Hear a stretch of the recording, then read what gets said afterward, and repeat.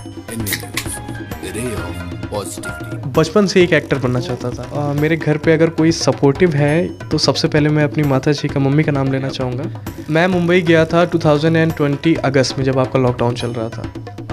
जितना कि आनंद जी, मैंने इस इंडस्ट्री को करीब से देखा है, तो कहीं ना कहीं ये नेपोटिज्म की बात सच है। यहाँ तो आना हुआ है, घर जाना हुआ है, पिताजी से बात हुई आपकी? ये सब काफ़ी इमोशनल हो गया मुझे देख के कि लाइक मैं इतने टाइम बाद आया हूँ घर, लेकिन इतना काम करने के बावजूद कहीं ना कहीं फादर का आज भी सपोर्ट नहीं था। अब मुझे मुंबई जाना चाहिए, ये आग कब आपके अंदर आई? उसने लाइक दोस्ती के उस लेवल पे जाके मुझे चीट किया। चीट इन द सेंस उसने मेरा ट्रस्ट तोड़ा। तो उस ट्रस्ट के टूटने से मुझे शायद इतना ज़्यादा हर्ट हुआ, इतना धक्का लगा कि सबसे पहले मेरे अंदर आग जो आई वो यही आई कि ठीक है, अब तो इतना बड़ा एक्टर बनना है कि ये देखे कि इसने क्या चीज़ खोई। गुमशुदा दिल से तब मुलाकात होगी, मेरे सपनों से जब बात होगी। जी हाँ, ये वो पंक्तियाँ हैं जो बिल्कुल फिट बैठती हैं हमारे इस कार्यक्रम के मेहमान में, जो कि एक बॉलीवुड एक्टर हैं, और ना सिर्फ बॉलीवुड एक्टर हैं, भोजपुरी इंडस्ट्री में भी वो लगातार धमाल मचा रहे हैं।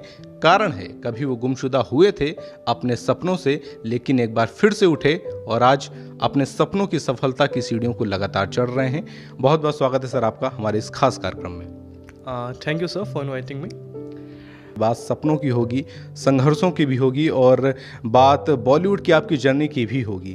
लेकिन चूंकि इस वक्त आप लखनऊ में हैं और एक शूटिंग के सिलसिले में बहुत कम समय के लिए, ज़रूर सही, आपने समय निकाला हमारे इस खास कार्यक्रम में के लिए, तो सबसे पहले मैं पूछना ही चाह रहा हूँ कि जो भोजपुरी फिल्म आपकी जिसकी शूटिंग चल रही है, उस पर चर्चा हम आगे करेंगे। बात हम दरअसल भोजपुरी सिनेमा से शुरू करते हैं हमारी इस परिचर्चा की।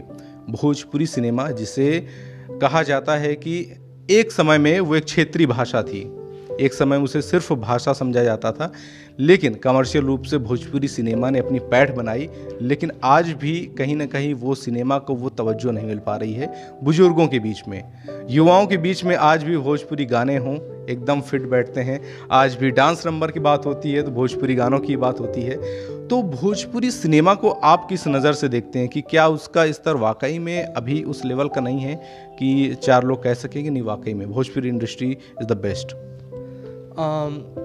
ये क्वेश्चन मैं इस तरीके से रिलेट करना चाहूँगा कि लाइक आप जैसा कि देख सकते हैं कि पिछले दिनों में भोजपुरी का लेवल कुछ और था और आज कुछ और है। उसकी एक वजह है। आप पहले टाइम में देखें तो जो दिनेश लाल यादव जी या मनोज तिवारी जी की जो भी मूवीज़ होती थी, उनका कहीं ना कहीं ऑडियंस का इनके प्रति इंटरेस्ट काफ़ी कम होता था।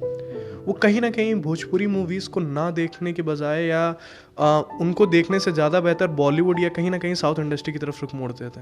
उन्हें शायद ज़्यादा इंटरेस्ट आता था उन सब में, भोजपुरी की तरफ उतना कोई इंटरेस्ट नहीं लेता था या उस मज़े से नहीं देखा जाता था भोजपुरी इंडस्ट्री को। क्योंकि ये ऐसी बात है कि शायद आपकी भोजपुरी इंडस्ट्री की शुरुआत हुई हो, लेकिन जो उस समय का दौर था और जो आज समय का दौर है, आप देख सकते हैं कि भोजपुरी इंडस्ट्री ने कितनी तरक्की की है। तो ये आने वाले दिनों में एश्योर हूँ मैं कि लाइक ये आने वाले दिनों में भोजपुरी इंडस्ट्री का भी लेवल आपके बॉलीवुड जितना ही हाई होगा। जैसा कि आपके बॉलीवुड या साउथ इंडस्ट्री में आप देखते होंगे काफ़ी स्ट्रगल करना पड़ता है एंट्री के लिए, ऐसे किसी को भी रोल नहीं मिलता, काफ़ी स्ट्रगल होता है स्ट्रगलर्स की लाइफ में। और भोजपुरी इंडस्ट्री में भी कहीं ना कहीं अब ये चीज़ होने लगी है। जैसे मैंने भी जब शुरुआत की, मेरी पहली मूवी जो आई 2019 में, बाके सारी बाग, उसके लिए भी मैंने काफ़ी मशक्क़त की, उसके बाद मुझे रोल पाना पड़ा। तो कहीं ना कहीं भोजपुरी में भी वो स्ट्रगल चल रहा है और आने वाले दिनों में इसका स्टैंडर्ड या लेवल और भी हाई होने वाला है। बिल्कुल। बात अभी आपने जैसा कि कहा, भाग के सारी भाग से आपकी शुरुआत हुई थी फिल्मों की, यानी पहली फिल्म और पहली भोजपुरी फिल्म भी आपकी वही है। तो फिल्मों पे चर्चा तो आगे हम करेंगे, लेकिन पहले हम ये जानना चाहते हैं कि ये जो आकाश राज आज एक एक्टर का तमगा जिनके ऊपर लग चुका है, बचपन में वो कैसे थे? बचपन में वो किस तरीके का शरारती बच्चा था और स्कूलिंग वगैरह कहाँ से शुरू हुई आपकी?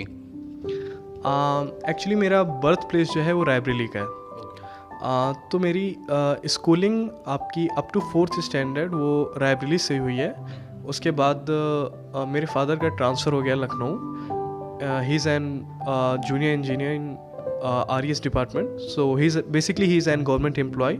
सो उनका जब लखनऊ ट्रांसफ़र हुआ तो मेरी बाकी की स्कूलिंग या कॉलेजिंग यहीं से हुई है। मेरा 10th स्टैंडर्ड मैंने SKD एकेडमी से किया है और 12th रानी लक्ष्मीबाई से किया है।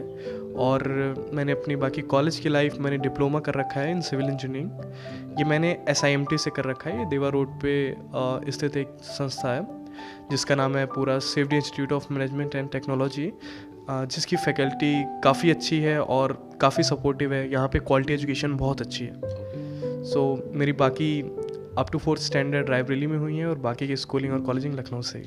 तो ये जो ग्रेजुएशन आप कंप्लीट कर रहे थे, डिप्लोमा इंजीनियरिंग कंप्लीट की, ये कब आपकी कंप्लीट हुई? ये मेरी कंप्लीट हुई 2019 में ही। 19 में, और पहली फिल्म भी 2019 में ही आई। तो ये जो डिप्लोमा इंजीनियरिंग, आप तो सिविल डिप्लोमा कर रहे थे इंजीनियरिंग में, तो पढ़ाई तो इंजीनियरिंग की आप कर रहे थे, फिर ये बिगड़ाव कैसे आया कि आप एक्टिंग के क्षेत्र में जाना आपका रुझान हो गया? ये रुझान कहाँ से पैदा हुआ? कि जो होता है कि क्लास में मास्टर कहते हैं कि बच्चा अब ये ग्रेजुएशन करके निकलेगा, ये क्लास ख़त्म करेगा और एक अच्छा इंजीनियर बनेगा, लेकिन वो होप तो ख़त्म हो गई मास्टरों के प्रति भी, और ख़ासकर जैसा कि आपने कहा कि पिताजी भी इंजीनियर हैं और वो भी गवर्नमेंट जॉब में हैं। तो ऐसे में जब एक घर में फैमिली में कोई गवर्नमेंट जॉब में होता है तो बहुत उम्मीद होती है कि उसका बच्चा भी गवर्नमेंट जॉब में ही जाएगा, लेकिन यहाँ तो कहानी कुछ दूसरी हो गई। तो ये कैसे शुरू हुआ रुझान फिल्मों के लिए? बेसिकली अगर मैं बात कहूँ तो मैं बचपन से एक एक्टर बनना चाहता था। मैं छोटे पर से ही गोविंदा सर के गानों पे नाचता आया हूँ, उनकी तरह कलाकारी करने की कोशिश की है। स्कूल्स एंड कॉलेज में जब भी कोई फंक्शन हुआ मैंने हमेशा पार्टिसिपेट के लिए आगे अपना कदम बढ़ाया है। तो हमेशा से मैं बचपन से ही नाचता गाता था और वो चीज़ मेरा शौक़ कहिए या मेरी आदत कहिए, वो चीज़ देखते देखते कब पैशन में तब्दील हो गई मुझे खुद भी नहीं पता चला। मैं हालांकि उस पर काम करता आया बचपन से, मैं डांस करता आया, मैं कल्चरल एक्टिविटीज़ में पार्टिसिपेट करता आया और धीरे धीरे देखते ही देखते वो चीज़ पैशन में कब तब्दील हो गई, मुझे कब पिक्चरों में ऑफ़र मिलने लगा, कब मैं धीरे धीरे फिल्म लाइन में आ गया, मुझे खुद को नहीं पता चला। बिल्कुल। तो ये तो 2019 में जो पहली फिल्म आई थी, यानी कि आप एक तरीके से कॉलेज से बाहर निकल रहे थे, तो पहली फिल्म जो मिली आपको वो कैसे मिली, आप उस तक कैसे पहुँचे?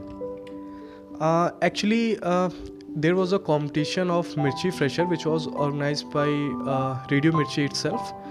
तो आपका ये डांस कंपटीशन था which was happen all over in India. तो इसका जो फिनाले था वो आपका मुंबई में होना था और जब ऑल ओवर इंडिया से आपके विनर सेलेक्ट किए जा रहे थे, हर एक स्टेट से एक विनर था। लाइक जैसे उत्तर प्रदेश से मैं विनर था, बाकी पंजाब से कोई और, जम्मू कश्मीर से कोई और। तो इस तरह जब विनर सेलेक्ट किए गए तो उनका फिनाले मुंबई में हुआ था। तो जब मैं मुंबई में गया तो मेरे चीफ गेस्ट जो थे वो बादशाह थे और उस कॉन्सर्ट की या उस फिनाले के जो कैमरामैन थे, सो मैंने उनसे थोड़ी सी अपनी लिंकिंग या बॉन्डिंग बनाई अच्छी। जब भी मेरे को फ्री टाइम मिलता था तो मैं उनके पास जाके बैठता था और मैं अपनी फीलिंग शेयर करता था कि sir I want to become an actor, please show me some path और direction to successful my dream और कंप्लीट माई ड्रीम।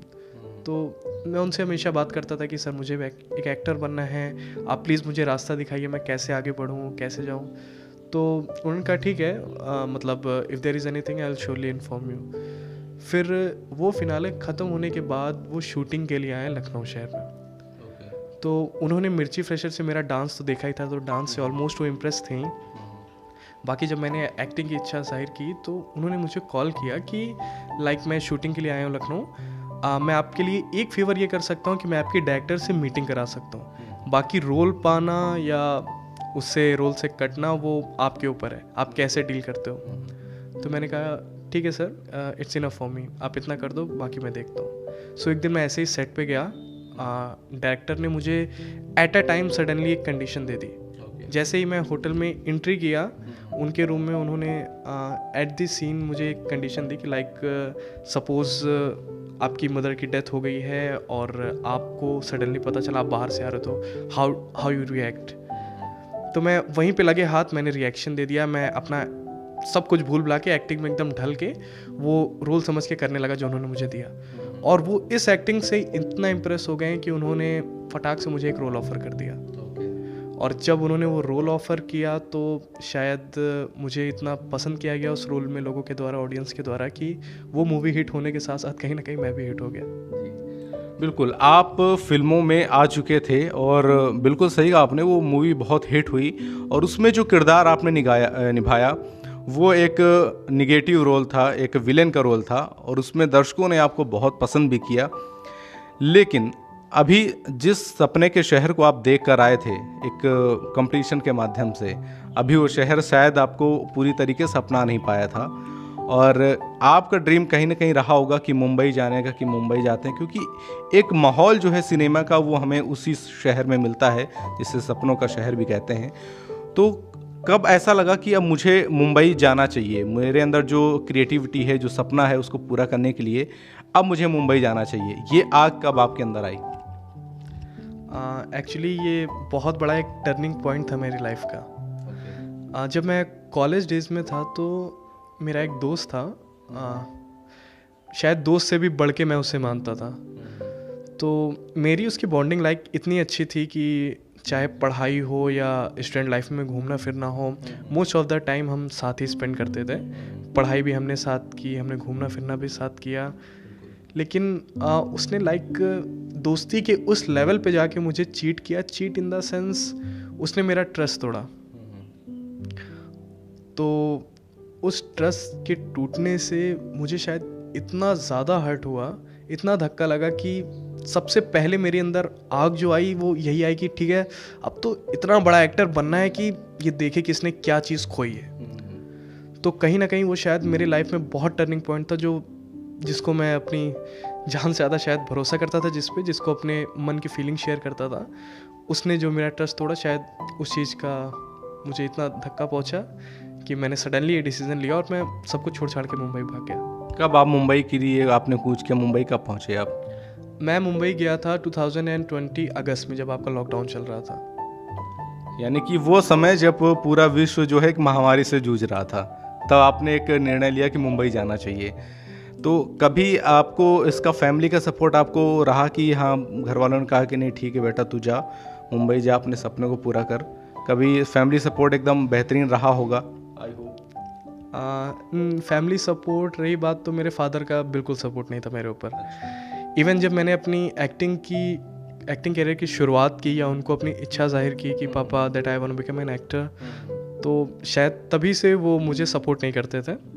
हालांकि मैंने शुरुआती काफ़ी निचले स्तर से की एक्टिंग में। मैंने शुरुआत नुक्कड़ नाटक से की है, जो आपका रोड एंड स्ट्रीट्स में छोटे से नाटक होते थे, मैंने वहाँ से शुरुआत की है। वहाँ से शुरुआत करके फिर धीरे धीरे यूट्यूब के लिए काम किया, फिर यूट्यूब के बाद धीरे धीरे मूवीज़ तक पहुँचा।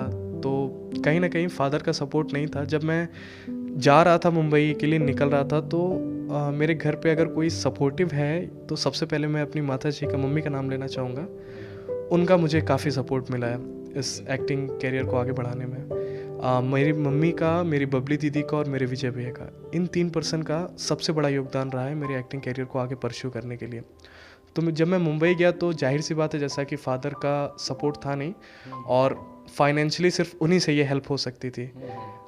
मेरे विजय भैया या बबली दीदी अभी उतना सेटल्ड नहीं है जैसा कि वो मुझे फाइनेंशियली हेल्प कर सकते हैं। फिर भी उन्होंने उस टाइम पे जितना भी हुआ, I think there was something around 4000 rupees which I have, तो 4000 रुपये लेके शायद मैं मुंबई की तरफ अपना रुख मोड़ दिया और आगे अपनी जर्नी स्टार्ट की। एक वो समय जब काम नहीं मिल रहा था लोगों को, बिल्कुल सब कुछ बंद था, लेकिन धीरे धीरे चीज़ें सही हो रही थी। उस वक्त आपने निर्णय लिया कि मुंबई जाना चाहिए और अमाउंट आपके पास सिर्फ 4000 रुपये था।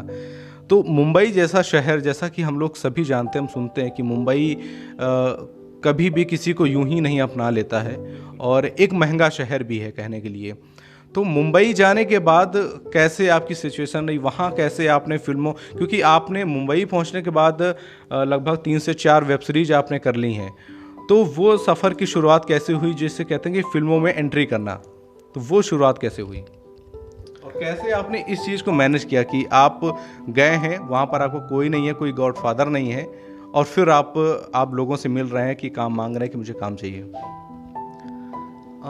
एक्चुअली स्टार्टिंग में ऐसा कुछ नहीं था। स्टार्टिंग में मुझे काफ़ी स्ट्रगल फेस करना पड़ा, काफ़ी ऐसे दिन देखने पड़े जिसकी मैंने कभी उम्मीद भी नहीं की थी कि शायद ज़िंदगी मुझे ऐसे दिन दिखाएं। तो मैंने मुंबई में शुरुआत के दिनों में काफ़ी दिन ऐसे जाते थे मेरे लाइफ में जब मैं बिना खाना खाए सो जाता था। जब मेरे घर से कॉल आती थी मेरी मम्मी की या मेरे बबली दीदी विजय भैया की, तो मैं उनको झूठा एक सेटिस्फेक्शन देता कि हाँ खाना खाया है, पैसे हैं एंड ऑल। लेकिन सच ये था कि कई रातें ऐसी गुजरती थी जब मेरे पास खाने के लिए पैसे नहीं रहते थे और मैं सो जाता था ऐसे ही बिना खाना खाए।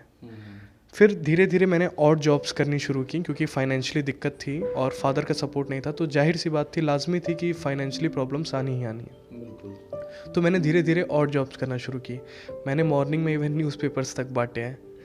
फिर जब मुझे थोड़े से पैसे मिलने शुरू हुए तो मैंने फिर एक प्रॉपर पीजी लिया मुंबई में। फिर मैं और जॉब्स करने के बाद, जैसे न्यूज़पेपर बांटना या कोई भी और जॉब्स हुई, करने के बाद मुझे जब भी समय मिलता था मैं प्रोडक्शन हाउसेस निकल जाता था या कास्टिंग डायरेक्टरों से मिलने चला जाता था काम मांगने के लिए।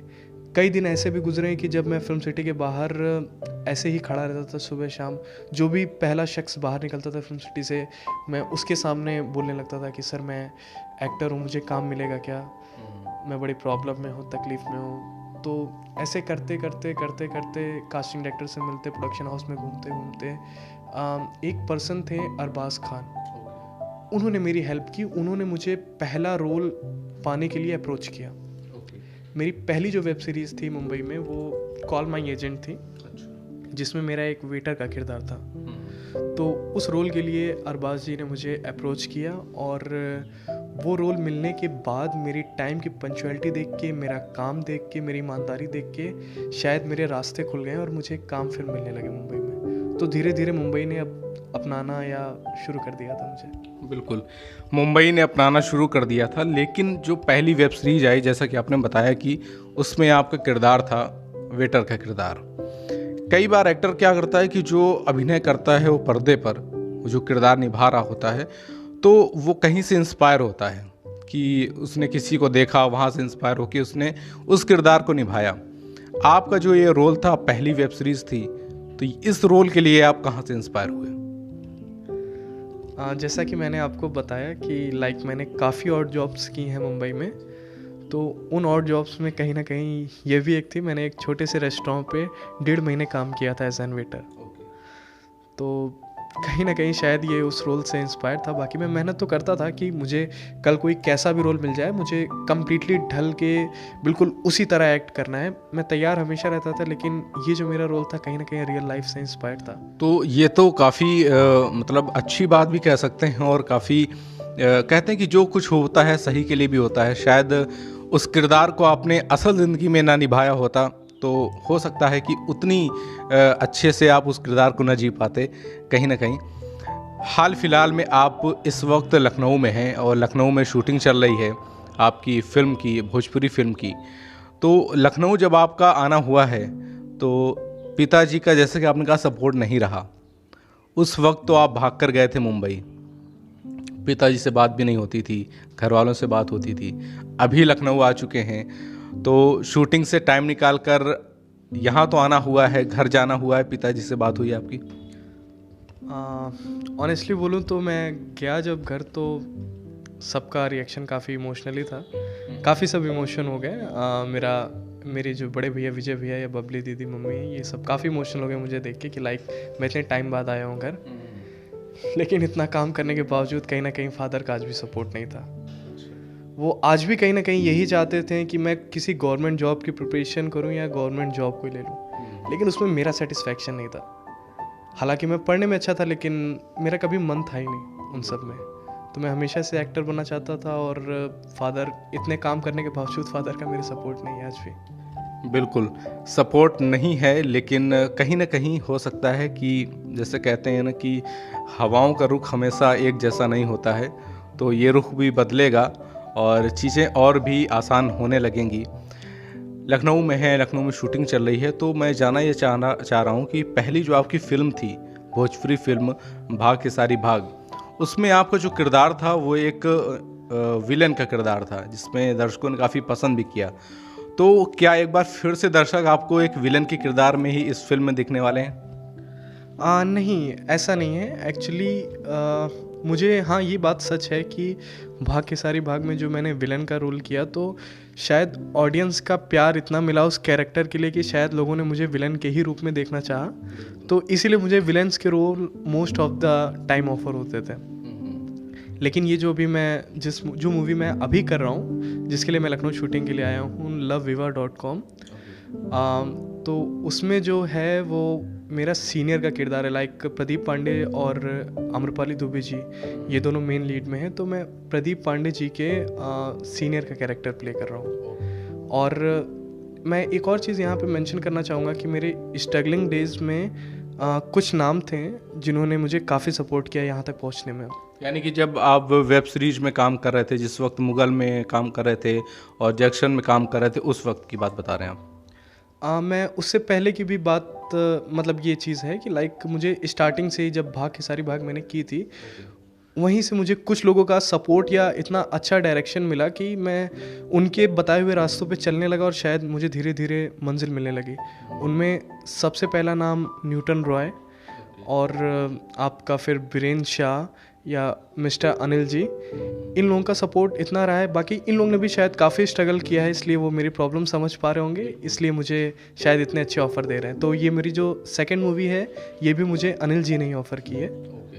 तो मैं आशा करता हूँ कि ये रोल जो मैं सीनियर का कैरेक्टर प्ले कर रहा हूँ ये भी आप लोगों को पसंद आएगा, लेकिन देखते हैं।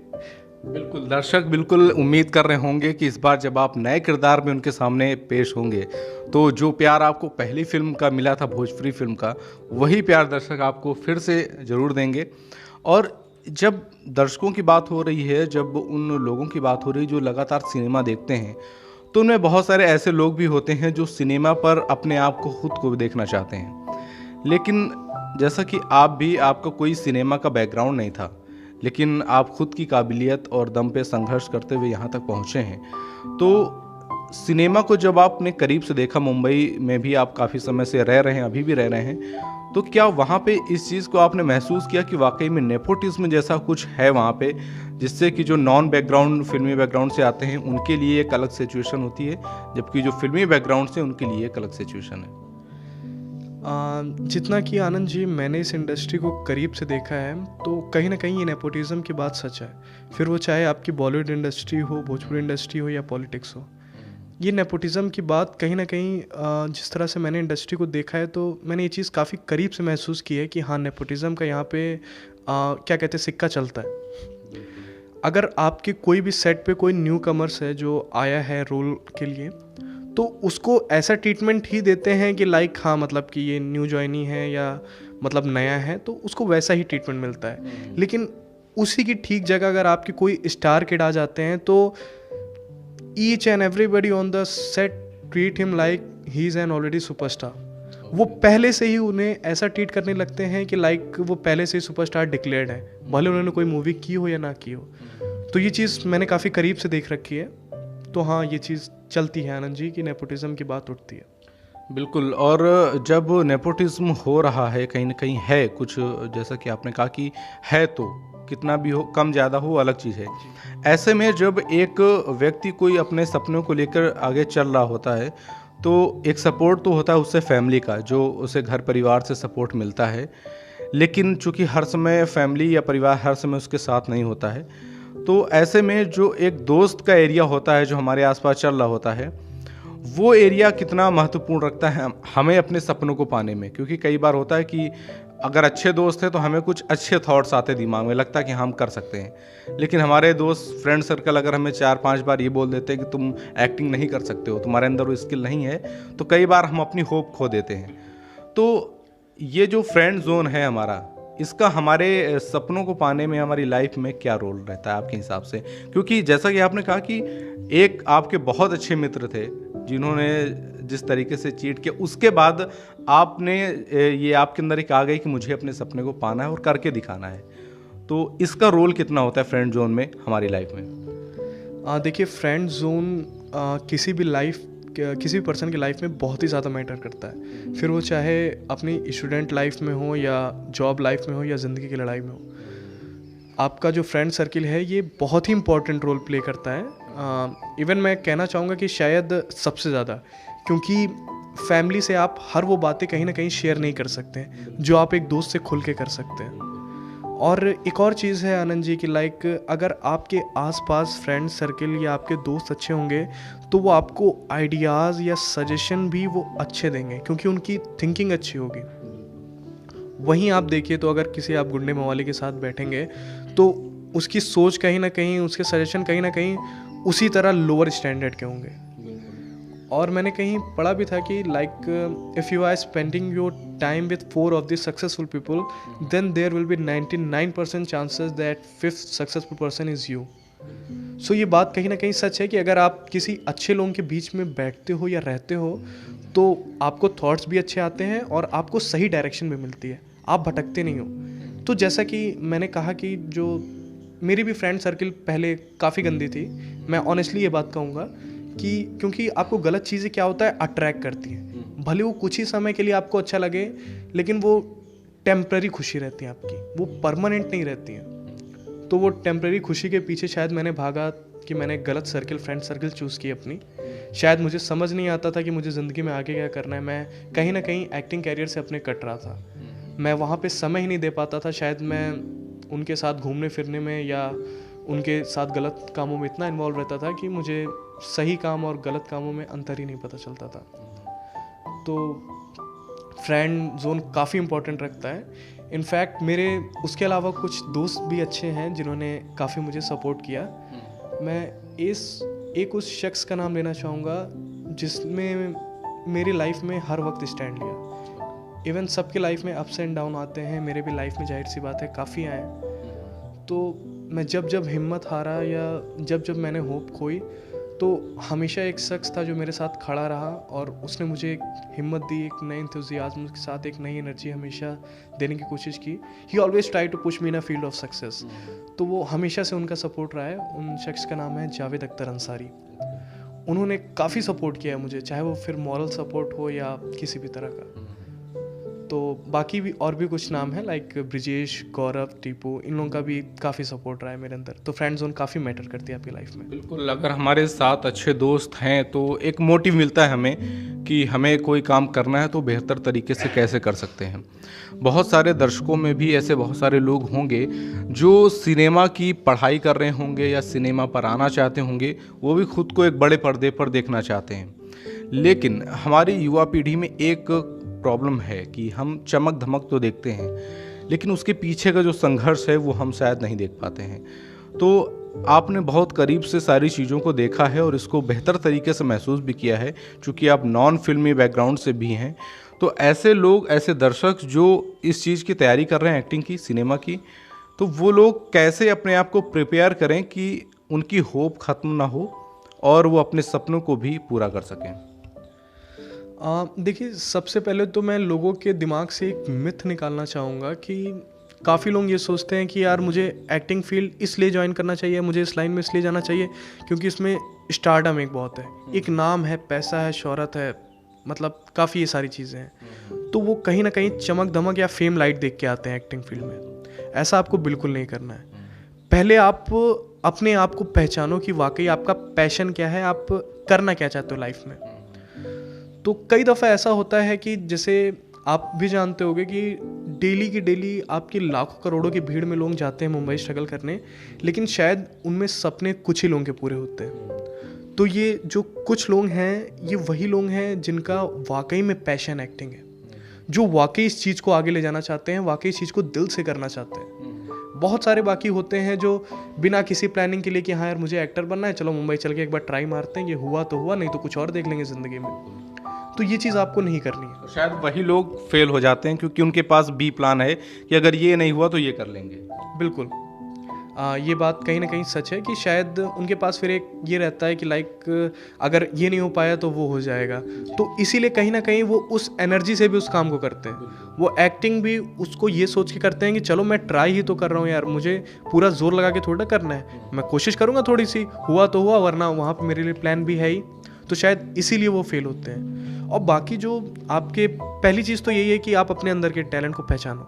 आप अपने आप को पहले टाइम दो, वाकई कंफर्म कर लो कि हाँ मतलब मैं क्या यही करना चाहता हूँ। अपने दिल से पूछो, अपने आप से पूछो कि क्या मैं इसी चीज़ के लिए बना हूँ।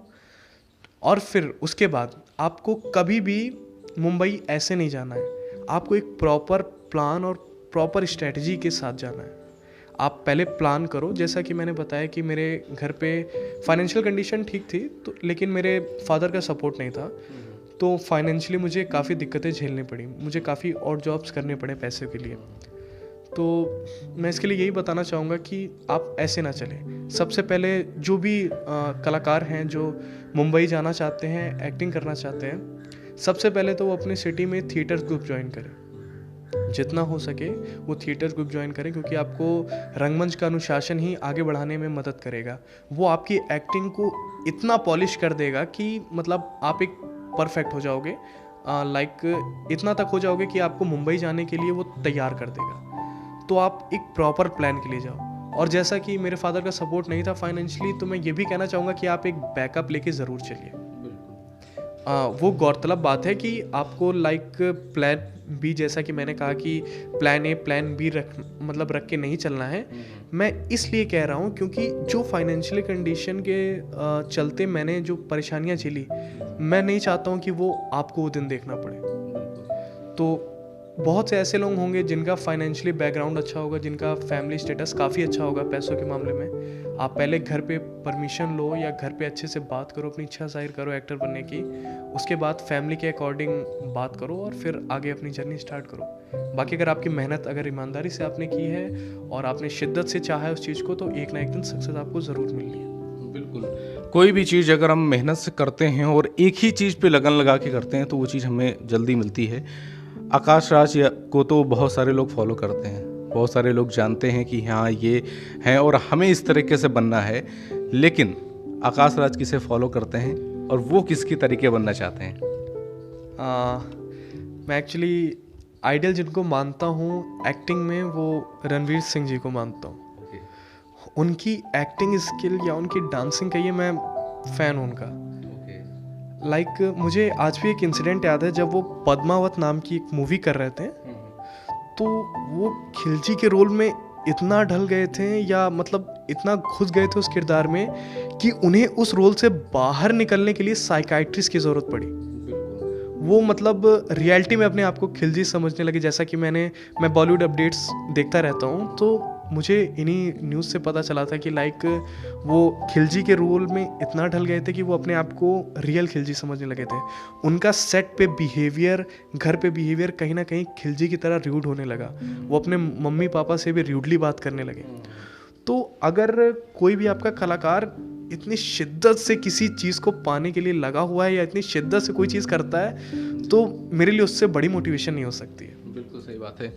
जाते जाते हम जरूर ये जानना चाहेंगे कि वैसे तो आपकी लिस्ट में कई सारे फिल्मों के नाम हैं, लेकिन दर्शक ये जरूर जानना चाहेंगे कि आने वाले समय में वो अपने पसंदीदा कलाकार को किन और फिल्मों में देखने वाले हैं, किन और वेब सीरीज में देखने वाले हैं?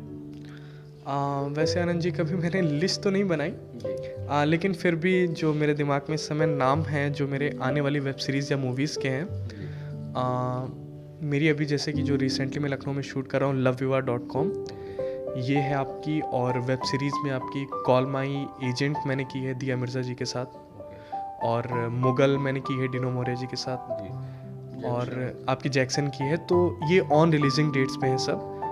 हुड़दंग भी उनमें से नाम एक है, जो कि मैंने सनी कौशल जी के साथ की है। तो ये कुछ नाम है जिन पे आने वाली मूवी पे आप मुझे देख सकते हैं। बिल्कुल, तो आने वाले समय में दर्शक इन सभी फिल्मों में और कुछ वेब सीरीज में भी, वो सभी में अपने पसंदीदा कलाकार को आप देख पाएंगे। और आई होप जैसा आपने प्यार, दर्शकों ने जैसा प्यार उनकी पहली फिल्म भाग खेसारी भाग को दिया था, वैसा ही और उससे ज़्यादा प्यार देखने को मिलेगा। तो बहुत ही शुभकामनाएं आपकी इस नई फिल्म के लिए, और हमारे साथ समय देने के लिए बहुत बहुत शुक्रिया। थैंक्स अलॉट, मुझे भी अच्छा लगा आपसे बात करके, और बहुत बहुत धन्यवाद आपका मुझे स्टूडियो में इनवाइट करने के लिए। NV News, the ray of positivity.